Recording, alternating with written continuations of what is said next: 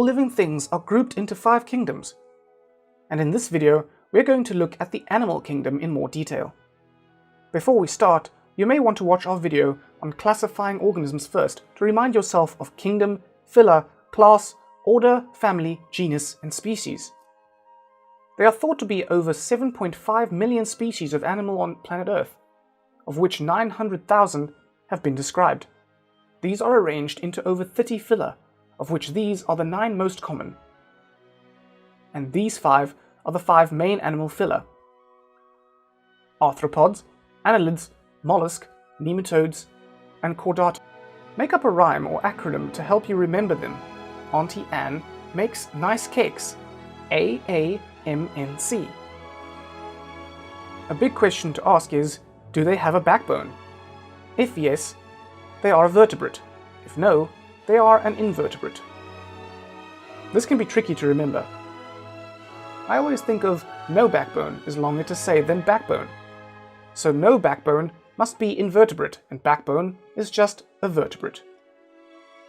All of these are invertebrates, and just these here, the chordata, contain all of the vertebrates. Not all chordates are vertebrates, but all vertebrates are chordate. Let's have a look at the vertebrates in more detail. There are many different classes of vertebrate, but the 5 most well-known ones are the fish, birds, amphibians, mammals, and reptiles. Again, make up a little acronym to help you remember. Farmer Bob ate Marmite rolls.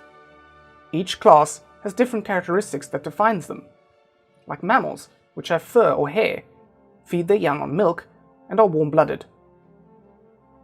Pause the video and have a look at what the difference is for each of these 5 common vertebrate classes. Sometimes people aren't too sure whether something is a reptile or an amphibian. Reptiles have scaly skin, breathe air, and usually live on land, except for turtles. Amphibians live double lives. They start in the water and breathe with gills, and as they grow older, they develop lungs. Once inside a class, so mammals for example, different species are grouped together in even more detail. There are about 5,000 species of mammals, classified into 3 subclasses and about 26 orders.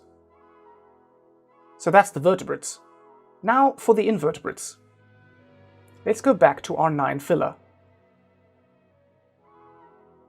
And the 5 main ones, remember, Auntie Anne makes nice cakes. Let's have a look at arthropods in a little more detail. They all have a hard exoskeleton and have jointed legs. See how diverse they are?